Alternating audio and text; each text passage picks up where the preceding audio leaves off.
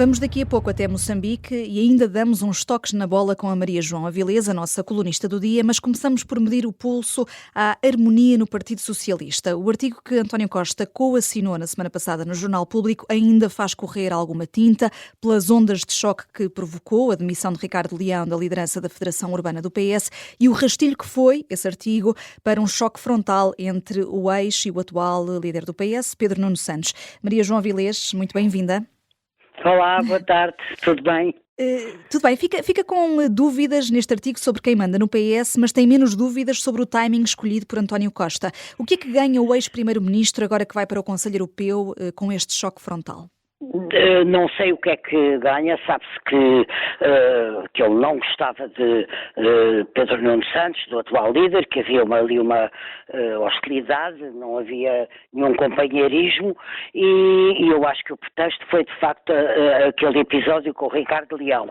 O que eu mais me aflige não é tanto isso, é o facto do Dr. António Costa ir muito em breve, dentro de dias, tomar posse de um cargo que não é de sumenos, tenha a visibilidade que tiver, não é de sumenos, na União Europeia, na estrutura da União Europeia, e de repente fazer uma espécie de ingerência inesperada e forte, não direi assintosa, mas quase assintosa, na vida interna do partido que acabou há pouco de liderar. E, portanto, chocou-me um pouco.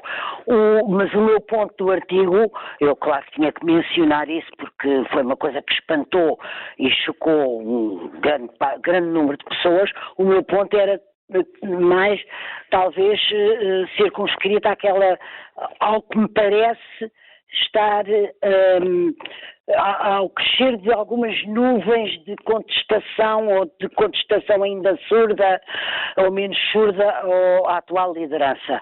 Acho que, porque antes havia os costistas que sempre lá estavam, já estiveram todos. Mas sempre ouvimos dizer que Pedro Nuno Santos dominava o aparelho. O aparelho. Eu acho que hoje em dia ele é mais dominado pelo aparelho do que ele domina. Mas isto sou eu falar de fora, podem dizer quem é ela para. Resulta da minha observação de algumas conversas, de notas que vou tomando, etc. Agora, penso que há mais contestação interna do que aquilo que se pensa ou que se supõe dentro do Partido Socialista. Acho que o chão do PS se tornou um pouco movediço. Há quem diga, como ontem num debate onde eu estive na SIC Notícias, que nada disso tudo isso vai ser disfarçado até às autárquicas, porque é preciso que o partido ou ganhe as autárquicas ou tenha um excelente resultado e para isso é preciso que haja uma guarda avançada que esteja unida de facto e no mesmo propósito e a trabalhar em conjunto. Eu terei algumas dúvidas. Eu acho que a liderança, neste momento, do Pedro Nuno Santos está mais fragilizada, não é mais fraca, está mais fragilizada do que já esteve. Já agora, Maria João Avilés, e por falar em liderança, sei que não está no seu artigo, mas qual é que é a sua leitura sobre a gestão que o atual Governo e a Ministra da Saúde estão a fazer da crise no INEM? Passar a ter a tutela, Ana Paula Martins, deste instituto vai resolver o problema? Nós nunca sabemos de antemão o que é que resolve um problema e, sobretudo, um problema desta dimensão, desta gravidade e desta complexidade. Eu penso, e gostava de dizer isto muito francamente, que o debate público está muito apressado e excitado com um julgamento em que se acha, sem hesitar, que o Governo e a Ministra da Saúde são responsáveis, ou seja, mataram 9 pessoas, ou 12 pessoas, ou 10 pessoas, como se é preciso apurar. É preciso esperar pelo resultado das autópsias, é preciso investigar.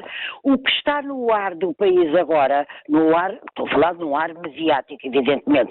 Se eu encher aqui a minha rua e perguntar, talvez haja alguém com um bocadinho mais de bom senso que diga, eu não sei, estou à espera de conclusões. A antiga Ministra da Saúde, a antiga Ministra da Saúde, Marta Temido, acabou por se meter na sequência da morte de uma grávida. Eu sei, mas essa Ministra, coitada, já trazia muitos problemas com a pandemia atrás, era um consulado, foi um consulado particularmente infeliz e difícil, e portanto ninguém se espantou que ela se demitisse.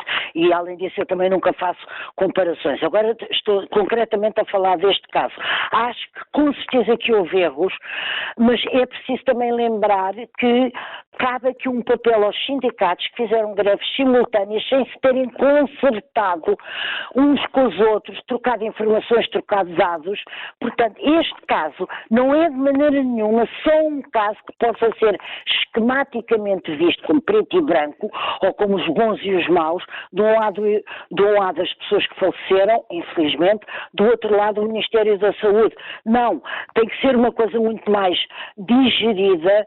E eu gostei que a Ministra... Há uma investigação de facto em curso? Não, há uma investigação em curso e depois a própria Ministra começou por dizer a responsabilidade é minha e a responsabilidade do que se vier a resultar das investigações será minha. Ela não fez nenhum jogo, nem duplo, nem escondido, nem escuro. Disse que vai tirar consequências. Vamos agora a um olhar de fora, Maria João Avilés, porque o seu artigo toca em 3 pontos. Vamos aqui a um olhar de fora, mas de quem conhece Moçambique, que é o seu caso. No artigo aponta para um cúmulo de erros, desperdício, malfeitorias, ocupação, usurpação do poder pela Frelimo. Teme que a tensão, os episódios de violência que temos assistido descambem no limite numa guerra civil ou num golpe de Estado? Sim, temo. Estou muito atenta a isso, temo, porque não se esqueça que a Frelimo domina, ou enfim, é quem supostamente domina o território, a capital e quem está no poder, e está oficialmente no poder, mas do outro lado há uma tal insatisfação, uma tal revolta, nós não sabemos até que ponto é que os revoltosos de Mondlane se estão armados ou não estão, quais são as intenções. Ele veio hoje dizer uma coisa que me inquietou imenso, é que os próximos episódios ou dias, já não me recordo, podem ser muito dolorosos, é porque a fraude eleitoral foi de tal maneira grande nestas últimas eleições, que há aquela coisa das atas que também se tentou na Venezuela, só que o outro lado, a Frelimo nunca mostrará as atas dela, porque não, se mostrar, o mundo, já não é o país de Moçambique, nem o continente africano, o mundo vê a dimensão daquela fraude. E, portanto, eu estou muito inquieta e estou, sobretudo, muito envergonhada com o espesso silêncio do Estado português. Porque uma coisa é ingerir, outra coisa é uma terra, um lugar, um solo, onde se esteve 500 anos, não interessa agora se mal ou bem, esteve-se, é um facto histórico, onde se esteve 500 anos, não é a mesma coisa que se isto tivesse sido na Zâmbia ou na Gâmbia ou onde fosse. E, portanto, eu estranho, por exemplo, nestes vossos estrangeiros, ou alguém não diga que vê com preocupação, que acompanha a situação, que está preocupado, etc. Aquilo não nos pode ser tão indiferente como se fosse noutro país africano, penso eu. E fica esse reparo aqui a esse silêncio do governo português. Falta-nos abordar rapidamente, Maria João, o terceiro ponto do seu artigo de opinião. É benfiquista se assume, mas tem um elogio a fazer. Muito benfiquista. Tem um elogio a fazer ao Sporting. Há um exemplo aqui para o futebol português. Tem um elogio a fazer não, mas não é às proezas futebolísticas, porque essas eu reservo-as para o Benfica, que já me deu 4-1 ao Porto, e que eu estou muito feliz e muito grata. O que eu quis sublinhar é uma coisa que não acontece tão vulgarmente no espaço público, que está muito contaminado pelo fulanismo, por suspeitas, por difamações, etc. É que houve uma enorme dignidade nos comportamentos, e eu ouvi as conferências de imprensa, etc., e os comunicados, e li-os, quer do presidente do Sporting, Frederico Varandas, que já tive a ocasião de entrevistar e que foi capa do Expresso quando entrevistei, quando ganhou a primeira vez o campeonato.